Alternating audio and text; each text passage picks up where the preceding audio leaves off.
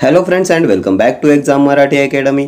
तर मित्रांनो, आजच्या या व्हिडिओत आपण तुमच्या सर्व अपकमिंग एक्झाम्ससाठी मराठी ग्रामरचे क्वेश्चन्स पाहणार आहोत। TCS IBPSने घेतलेल्या सर्व प्रीवियस इयर्स एक्झाम्सचे क्वेश्चन्स सुद्धा यात इन्क्लूड आहेत, त्यामुळे हे क्वेश्चन्स तुमच्या एक्झामिनेशन पॉईंट ऑफ व्ह्यूने मोस्ट इम्पॉर्टंट असणार आहेत। ठीक आहे, तर स्टार्ट करूया। जो अभ्यास करतो तो यशस्वी होतो या वाक्यातील जो हे सर्वनाम कोणत्या प्रकारचे आहे? दर्शक, नामसदृश, संबंधी की सार्वनामिक? जो अभ्यास करतो तो यशस्वी होतो, जो हे सर्वनाम कोणत्या प्रकारचे आहे? तर हे आहे संबंधी सर्वनाम, ऑप्शन सी। जो, जी, जे, ज्या ही संबंधी सर्वनामे आहेत, कारण ती मुख्य वाक्यातील तो, ती, ते, त्या यांच्याशी संबंध दाखवतायत, आणि तो, ती, ते, त्या ही दर्शक सर्वनामे आहेत। ठीक आहे, जो, जी, जे, ज्या संबंधी, तो, ती, ते, त्या दर्शक। आणखी दर्शक सर्वनामे कोणते आहेत?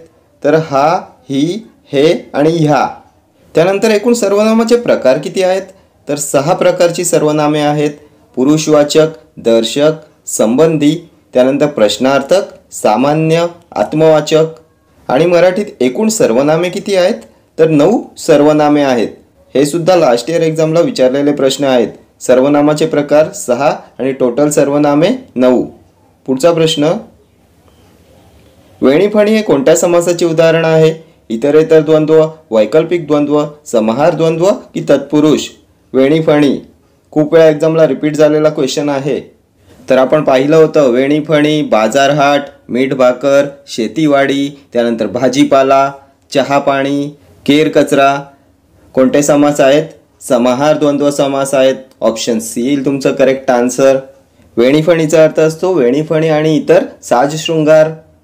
इतरेतर द्वंद्वमध्ये काय येते? बहीण भाऊ, बहीण व भाऊ, राम लक्ष्मण, राम आणि लक्ष्मण, विटी दांडू, विटी आणि दांडू, आई वडील, आई आणि वडील। वैकल्पिक द्वंद्व, पाप पुण्य, पाप किंवा पुण्य, मागे पुढे, मागे किंवा पुढे, 15-16, 15 किंवा 16, सत्यासत्य, सत्य किंवा असत्य, किंवा वा या विकल्पदर्शक उभयान्वयी अव्ययाचा वापर केलेला असतो, वैकल्पिक द्वंद्व समास येतो। ठीक आहे, पुढचा प्रश्न, हालचाल या शब्दाचा समानार्थी शब्द ओळखा।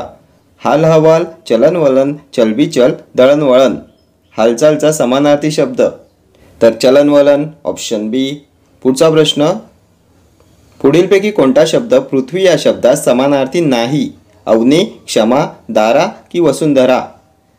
पृथ्वी या शब्दास समानार्थी नसलेला शब्द। तर पृथ्वीचे समानार्थी शब्द काय असतात? तर क्षमा, रसा, वसुंधरा, धरती, धरणी, भूमी, भू, त्यानंतर मही, अवनी हे सर्व आहेत पृथ्वीचे समानार्थी शब्द। काय येईल करेक्ट आन्सर? तर दारा हा पृथ्वीचा समानार्थी शब्द नाही आहे, सो ऑप्शन ए येईल तुमचं करेक्ट आन्सर। दारा म्हणजे पत्नी, पत्नी, दारा, अर्धांगिनी, कांता, भार्या, कलत्र।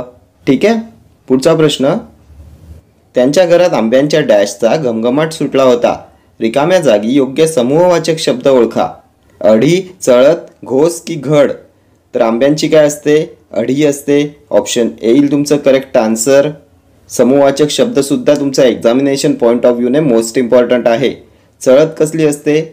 तर नाण्यांची चळत असते। घोस, फळांचा घोस, घड, केळ्यांचा घड, केळ्यांचा घड असतो आणि केळ्यांचा लोंगर सुद्धा असतो। ठीक आहे, आणि अढी असते पिकत घातलेल्या आंब्यांची। पुढचा प्रश्न, चंदन करणे या वाक्यप्रचाराचा अर्थ सांगा।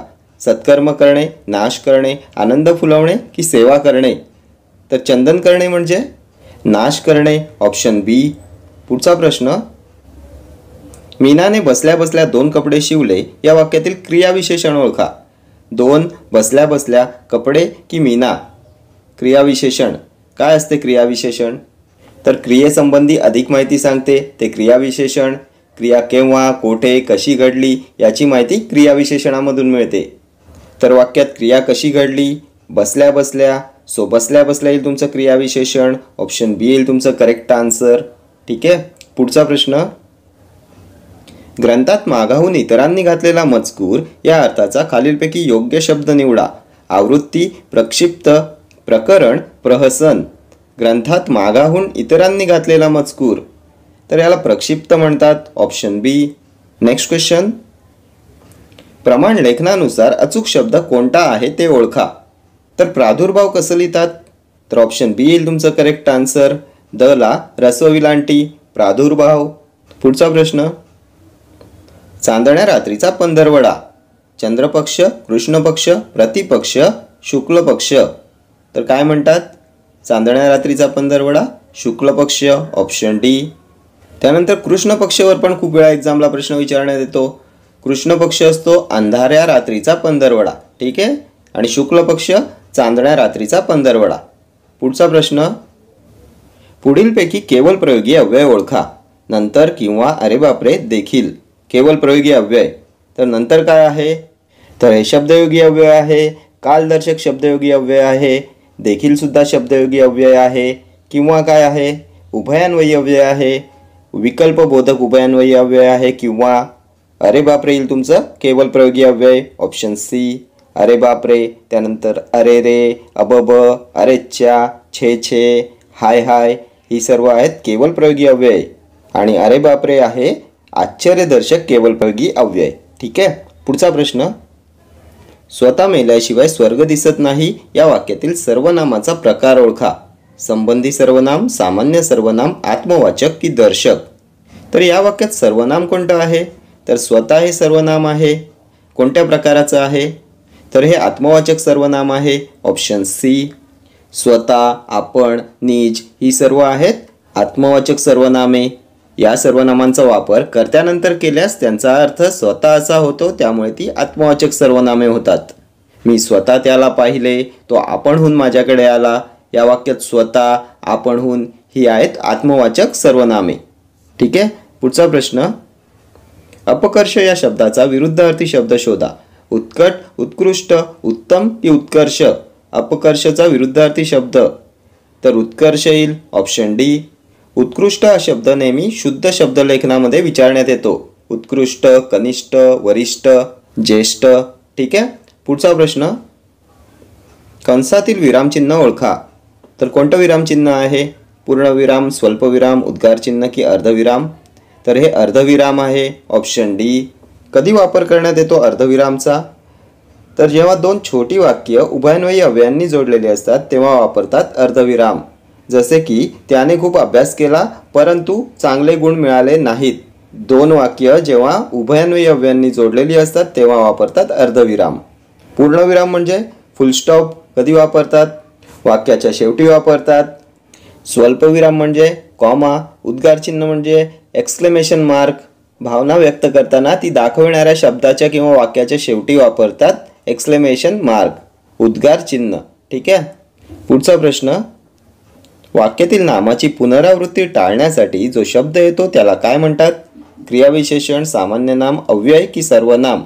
वाक्यातील नामाची पुनरावृत्ती टाळण्यासाठी जो शब्द येतो त्यास काय म्हणतात? तर सर्वनाम म्हणतात, ऑप्शन डी. सर्वनामाचे प्रकार किती? 6.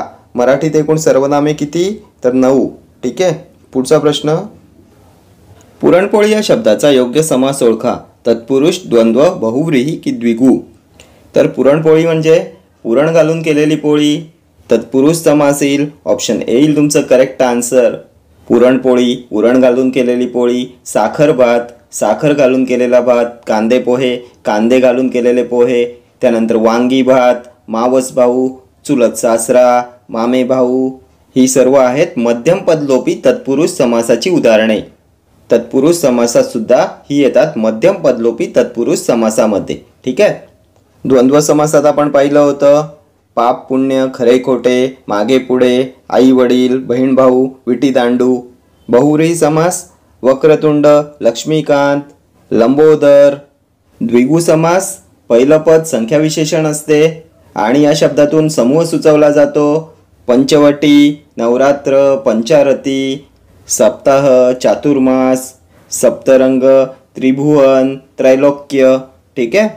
पुढचा प्रश्न, उपवन या शब्दाचा समानार्थी शब्द शोधा. उद्यान, जीवन, पवन की अभिवादन.